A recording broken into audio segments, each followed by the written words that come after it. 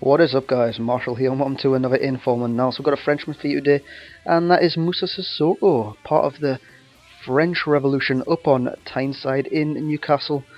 And this guy is an absolute tank. He's probably the best French recruit we've signed in January, alongside Mbiwa, Haidara, I think he's French, Gouffran, and whatnot. Now his price is 56k Xbox 360 and 50k on the PS3. He's got 2-star weak foot alongside 2-star skill moves, which in my eyes lets him down massively.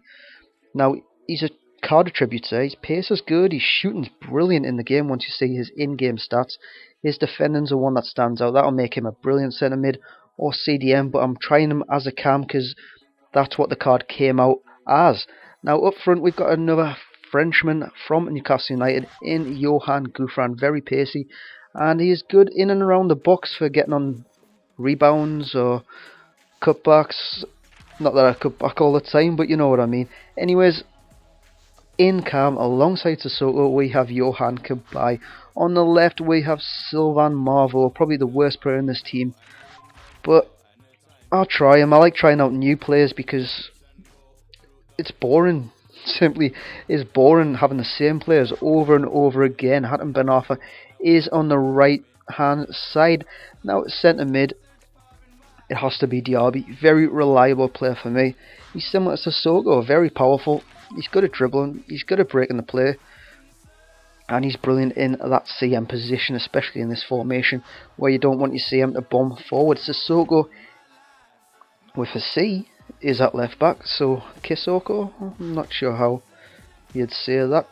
But anyway, Koscielny is our centre back, and he's alongside Mangala. I think he is the fastest defender in the Portuguese league. Correct us if I'm wrong.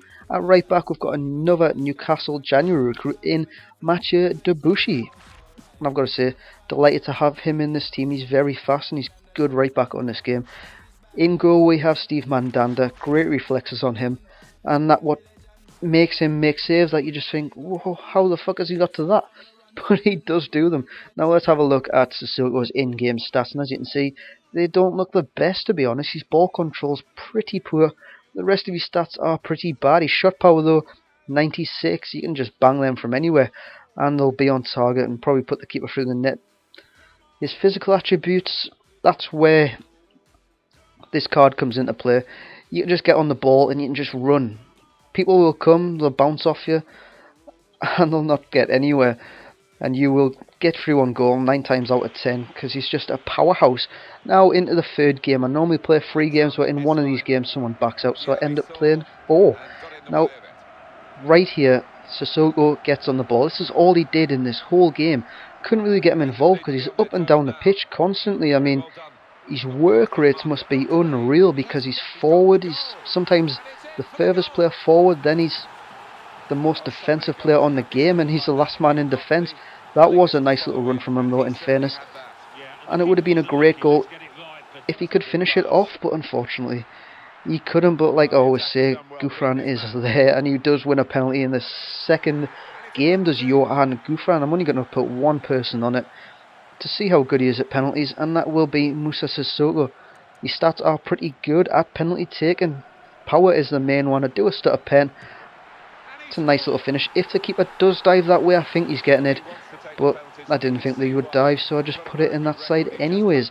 And that is Sissoko's first goal for me into the second half of this game, and he lets it from long range. Great long range strike. You can see the potential behind his long shots right there, and from that corner I do get a goal. It's whipped in right on the head of Mangala, and that is a good header, out jumping his marker. So that was another good game for Sissoko in a way, but not as a cam. He's really not impressing us so far. Here goes Ben Arfa then, a nice little ball for Sissoko. Again, I can't finish with him in front of goal on his weak foot, his left foot. He's just, if you try and power it, it just hit the keeper. I don't know why. If you do add a bit more finesse, it does go in quite a bit. Against Sissoko, look at that, just a powerful run, Yaya Toure-esque, and he gets hacked down.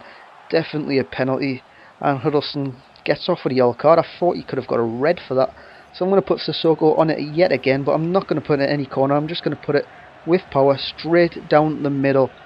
And the keeper would have had a football instead of a head if he stood still, and that was pretty decent game for Sissoko, and that's what made that guy back out. So into the fourth game now, and Sissoko finally gets a goal from open play.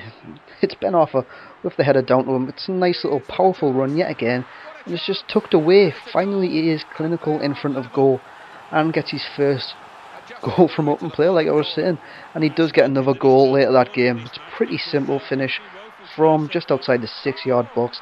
I'm only giving him a 6 out of 10 because he's not made out for Cam. His price is too high and he disappointed me, to be honest.